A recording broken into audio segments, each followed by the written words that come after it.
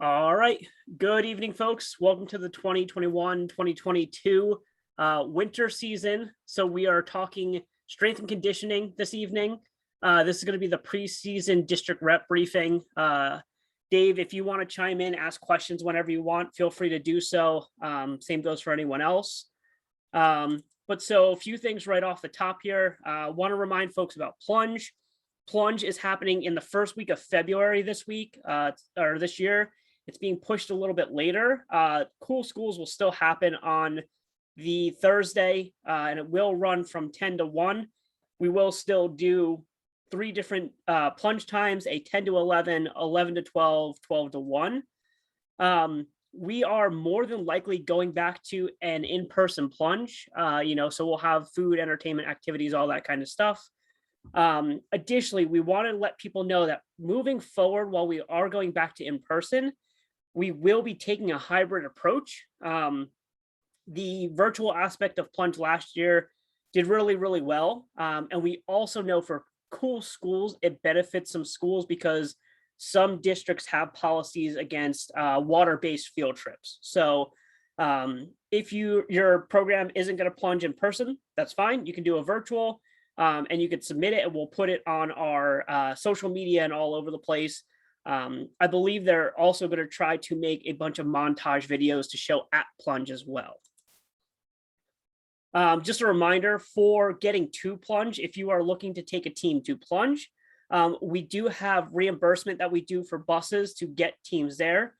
So we will not, make you pay out of pocket for a bus to go. Typically in the past, we've done a minimum of 40 registered students that are pre-registered before the event. And again, at $50 a head, comes roughly around $3,000 for bus and cost of team plunging and stuff like that. So we will help you cover the bus cost. If you have any plunge specific questions, you can feel free to reach out to me. More than likely, I will then reach out to Jesse Thompson, who is now actually Jesse Hayes. So Jesse Hayes can be reached at jhayes, Hayes, at somd.org, and that is her cell phone number. I will also update her email on this slide before I send it out to everybody. Again, so we always remind and encourage coaches to take the online Coaching Unified Sports course through NFHS. It is a free training. It's a really good training. It gives you a very good overview of what Special Olympics Unified is. We also have our community program coaches that coach Unified specifically take this training. If you have a new coach that is, just joining your district that's getting into Unified Sports, highly recommend that they take this. It's not required, but again, we highly recommend this training is taken, again, especially for new coaches. Something else that we would like to remind everyone of, have team captains. It's great to have leaders on your team. And it's good to give them leadership opportunities. Again, we want our student athletes getting leadership opportunities and growing as leaders, not just as athletes on and off the court. So remember to take that time, consider having captains for your team. And in the next slide here, kind of talks about what a captain is. Again, you can lean on your captains of your team to really help you step up and take leadership on the team. Whether that's helping with warm-ups in the beginning, helping managing rosters, helping, push reminders to your team. Really good to have that leadership opportunity for athletes on your team. And we also would like you to offer this as a unified opportunity. If you're going to have captains, have an athlete with an intellectual disability and then an athlete without an intellectual disability. It's a really good opportunity to get 2 of your athletes just really put into leadership opportunities. So the agenda for tonight, we're going to kind of keep it short, sweet, and simple. Give you an idea of what the season timeline is, what the deadlines are. I think that's probably the most important point coming out of this district rep webinar. We will talk about state tournament information. We will talk about the Google folder and submitting paperwork. We're trying to move away from the Google folder concept, but that's typically what works best for the schools, so we get it. We'll hit some of the rules and some of the review of that stuff. We won't go too deep into that. and then some LSS registration manager resources and stuff like that. At the end, we always have our section on coaches, trainings, briefings, equipment and uniforms, forms and registration, all that kind of stuff. We'll cover that throughout as well. So first off, I would like to welcome Jason Madden. Jason Madden will be our strength and conditioning sports chair. He just recently signed on with us. He has experience working with Naval Academy Athletics, so on and so forth. So he's got a ton of experience. He's awesome. You guys are going to have a lot of fun working with him, and I'm really excited to work with him as well. This is going to be his email. We do not have it up and running yet, but I wanted to have it in the slides so that you could reference it early. Until then, please email me at my email, which is on the next slide here. If for some reason you guys haven't come across me or seen me yet, that is what I look like. Sorry to ruin your evening, but that is my email. That is my office extension number. And if you ever get a call from a 973 New Jersey number, more than likely it is me. So again, if you need to reach out, please reach out to me, and that is all my contact info. So we're going to hit the admin stuff right off the top. Again, this tends to be the more important stuff that you need as district reps to get your season up and running and maintain your season throughout as we go along in the winter. Season timeline. This is probably one of the more important slides. I tend to recommend printing this slide, and then I keep it above my desk. Probably worth keeping above your desk as well too.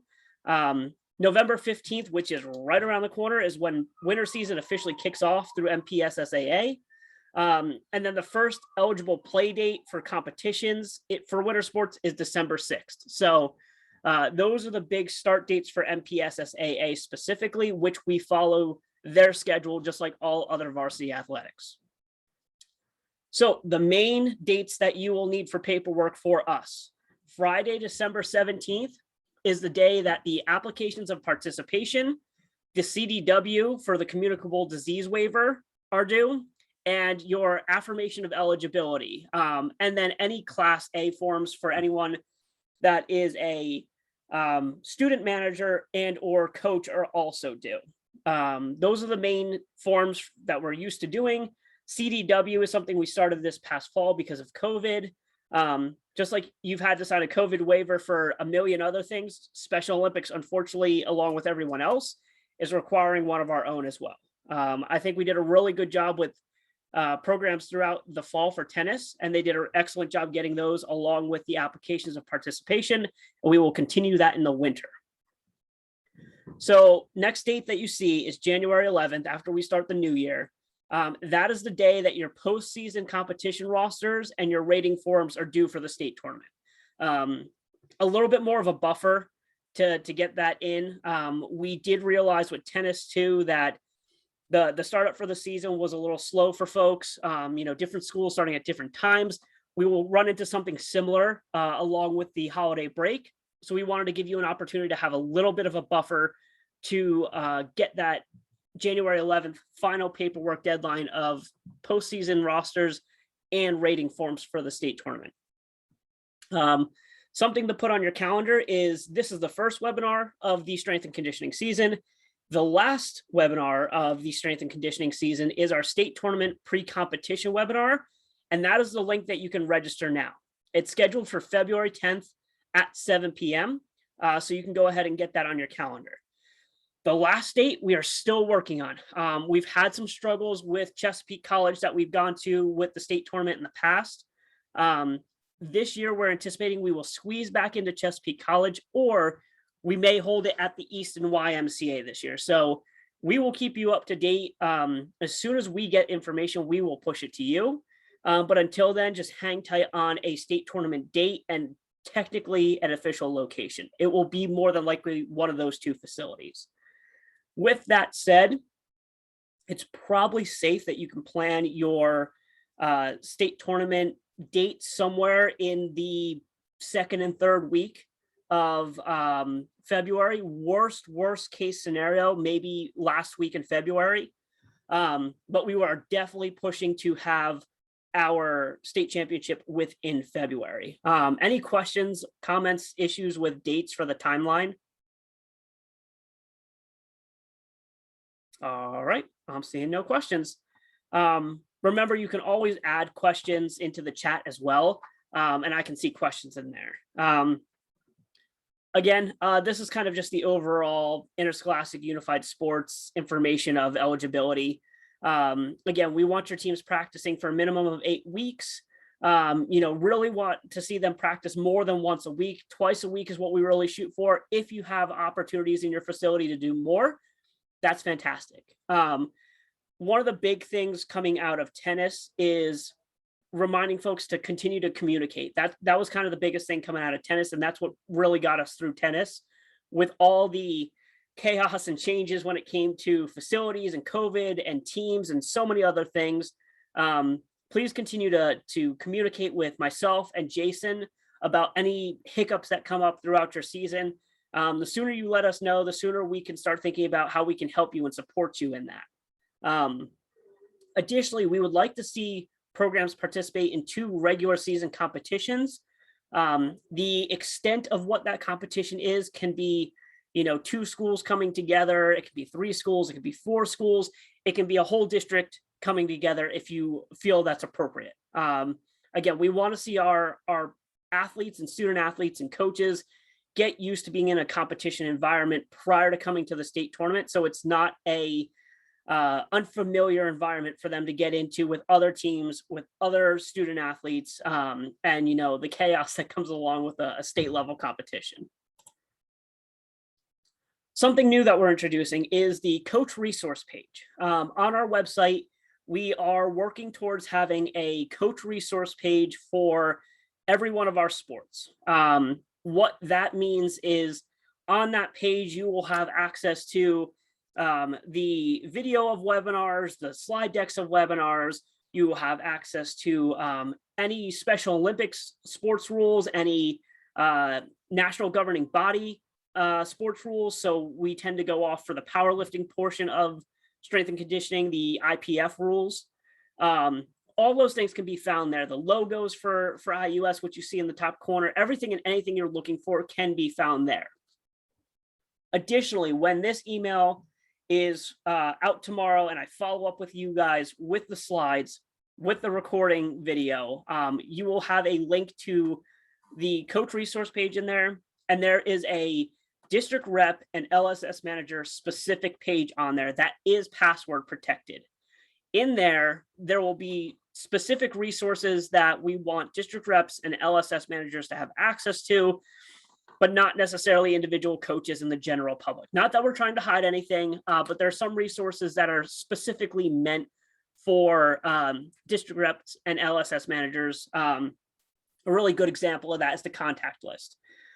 We want you guys to have the contact list so you can contact not only me and Jason, but also other district reps if you have questions or you want to work together or do something. Not something that I think everybody wants out in the general public on our main website, that anybody can get anybody's phone number, email address, location, whatever. So that's a really good example of that. Additionally, other things that will be on there are SOI, Special Olympics International resources will be on there. The coach resource guide for 2021-2022, strength and conditioning will be on there. We don't do traditional district tournaments for strength and conditioning, but we will have a district tournament guide on there in case you're looking to hold something small. And again, like I said, all the logos for uniforms, so on and so forth, you can find on the resource page. Questions, comments, concern? Does anybody have anything with the administrative stuff that we covered? No, you're doing a great job. Thanks, Zach. All right. No, so we will move on to the ever famous and enjoyable forms and registration page. I think this is everybody's favorite part.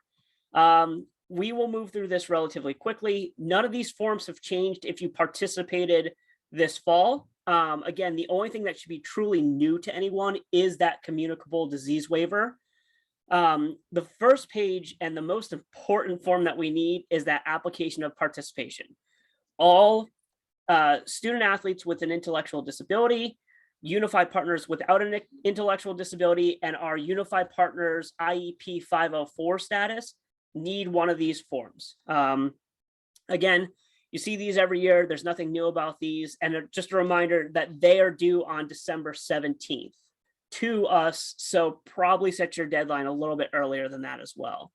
I will remind folks that if you have athletes, student athletes, regardless of intellectual disability, unified partner, unified IEP 504 status, if they completed one of these forms in the fall and already turned it in for tennis, they do not need to turn it in again. They just need one for the school year and you're good to go. So hopefully you have participants that are coming back that you're retaining from season to season. So it should make your life a little bit easier and definitely make their life a little bit easier.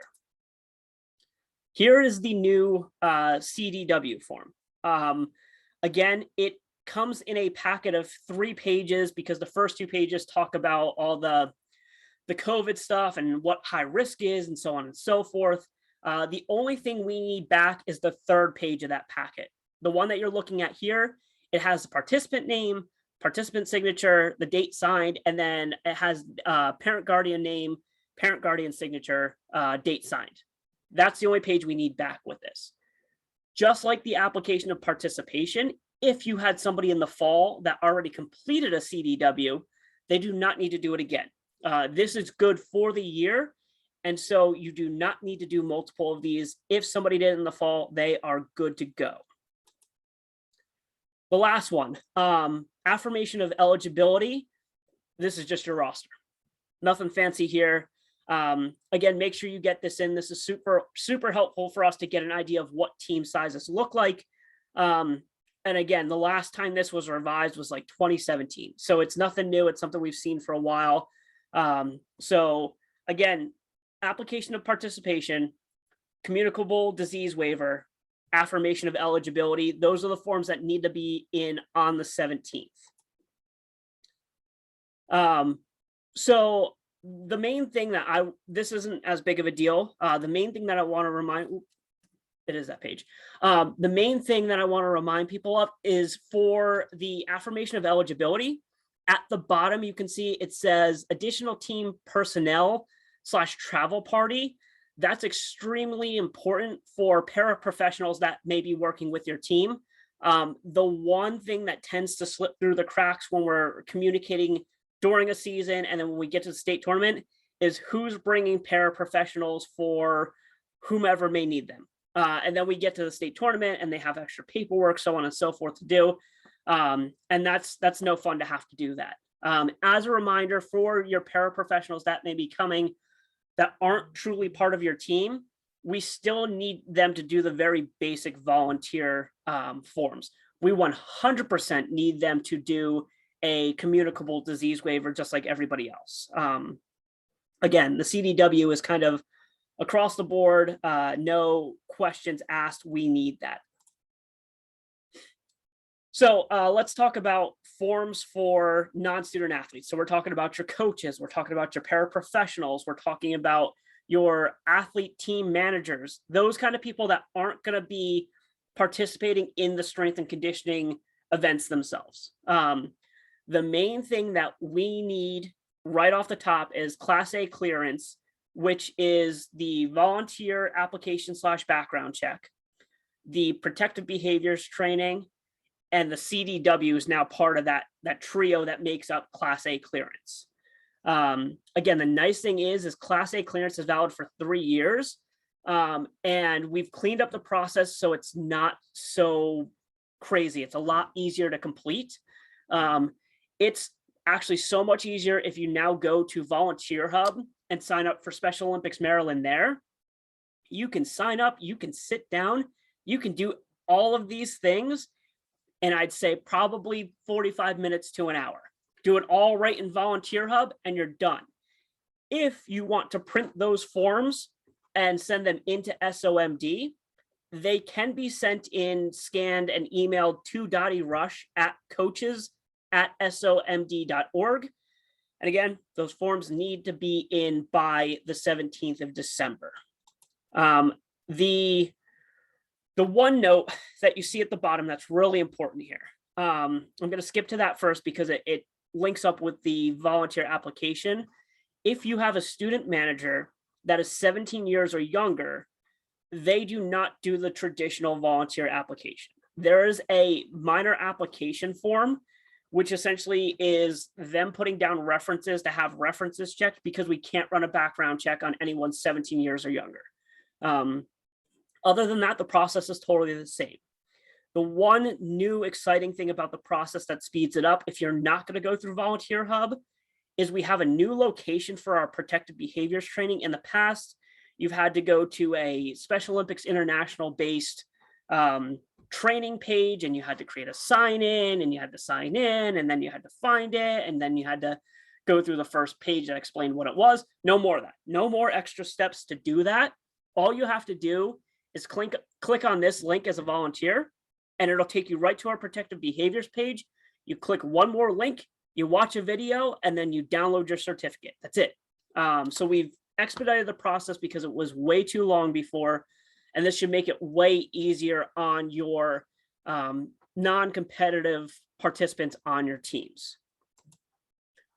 Questions on any of the forms before we move on? I know the forms have a lot going on, but for the most part, everything's standard as it usually is, plus that CDW form. All right, that works for me. Competition review is really rules and points of emphasis. Nothing has changed within strength and conditioning. Nothing has really changed within powerlifting rules for Special Olympics. And all the other things that we add in, jump rope, race, walk, relay. A lot of it comes from athletics. None of that stuff has really changed in Special Olympics rules either. Again, roster size can range from 8 to 16 participants. If you have 17 on a team, break it into two pieces. Have Waikamoco 1, Waikamoco 2 as your teams if you're going to have 20 athletes on your team. The events offered have not changed either. We have the PT series that kind of stands out on its own. Otherwise, you have your Group A, Group B opportunities. And again, pick one event from Group A and one from Group B. Same thing, nothing's really changed. Again, if you have any questions on this, feel free to reach out. We can clear up any questions that you may have when it comes to selecting events or what to do and how to offer the events. Again, recruiting's huge. One thing that I will remind you of is if you need recruitment posters, we still have some of those, and we can also get them printed and shipped to you. I know people like to put up the recruitment posters. Again, interest meetings are great. Word of mouth is obviously one of the best ways to go. If there's a meet the coach night for freshmen when they come in, typically that's, a lot of schools do that at the end of the year for 8th graders coming up to meet coaches. Parent teacher associations, honor society, best buddies. Make sure you're working with your transition coordinators at your schools and within your districts. They can be very helpful as well. And I'm also going to make a little plug there for remember to work with your transition coordinators. And if you have questions, have them reach out to me about transitioning athletes when they graduate into our community-based program as well. Additionally, athletes that participate in IUS programming are eligible for our community-based programming. All they need is to get a copy of their medical that they had completed at the beginning of the school year for a physical. And then they have to complete 2 more forms for us, and they turn that in, and they are eligible for community programming as well. I'd love to see more athletes double dipping in programming with community and IUS programming while they have the opportunity. It's a very unique chance to get involved in a lot of things for our young athletes. And again, so we have our strength and conditioning folder. We are going to have a folder on the Google Drive. But again, the main thing that we're pushing everyone to is our coach resource page. The coach resource page is going to have everything that you need. And once you get on that page, everything's one click away. Instead of digging through a Google Drive and where is it buried, I think everybody understands the headaches of how messy that gets as well. Equipment, reminders about uniforms and equipment. If you need either, step 1, talk to your athletics director or your supervisor of athletics for your district. They may be able to help you out. If not, do not contact Angela, contact me, which I will change in the slide as well. We can also help. We have some funding, we have some grants and stuff that come in that can assist with uniforms and equipment. And that's something that we're more than happy to work with you on and take care of you guys to get the student athletes up and running. Again, inventory your equipment. Strength and conditioning doesn't have a lot of stuff that you need to handle. Stationary bikes, I looked today on Dick's Sporting Goods, run about 150 to 200 bucks for a decent one. You know, one of the cheaper folding ones sometimes can run for, 80 to 90, but more or less they run in that 150 to 200 range. Make sure you have some jump ropes. Jump ropes are pretty accessible, but if you need help, we can get you that. Other than that, your powerlifting equipment should be on site. Most schools, I would think, if not all schools, have a weight room set up. But again, reach out. If you have questions on equipment or uniforms, reach out. We will figure out how to get you taken care of so that your student athletes can compete and get ready for competition. Uniforms. A reminder on uniforms. Nothing has changed in the most recent years. The logos are available on the coach resource page that we have up. Again, you need to use the pill logo that we're using. You can see it at the top in the red, and you can also see it in the diagram below. Again, you can have it located over the left chest area, on the sleeve, or back behind the neck. That is up to you. But again, your uniforms do need to have that Special Olympics Unified Sports pill logo that we are using. All right, questions, comments, concerns in that aspect when it comes to some of the equipment and uniform pieces as well. And quite honestly, any questions overall, that is the end of our slide deck specifically. So I can take questions on anything that we have across the board for this presentation. Hey, Zach, real quick on the uniforms. Yep. So we have to have the logo on the shirt that we have, correct? Yes. We know it's been a weird year, and I will say, if you are in need of uniforms, we are hearing like 6 to 8 week wait times for most distributors. So if you're going to order, I've actually got a local person who's going to do our like our t-shirts for us. However, fantastic. I didn't know how we get him to get access to your logo and stuff. Do we just like send him this copy of this, or? So on the coach resource page, which I'll send you the link to, we will have files of a PNG version of the logo that you can download and just send that with it, and that'll be perfect for them. All right, sounds good. Thank you. Yep. And again, if for some reason you can't locate it on the Google Drive or the coach resource page, you can always email me and I can shoot it over really quick too. So other than that, any other questions or issues that anybody sees? Again, everybody has the dates now for the deadlines. I know we had some discussion around the deadlines for tennis when we had our preseason webinar back in June. So if you have questions or comments or concerns with that, let me know now, let me know in an email after, whatever works for you. Sounds good. Thank you, Zach.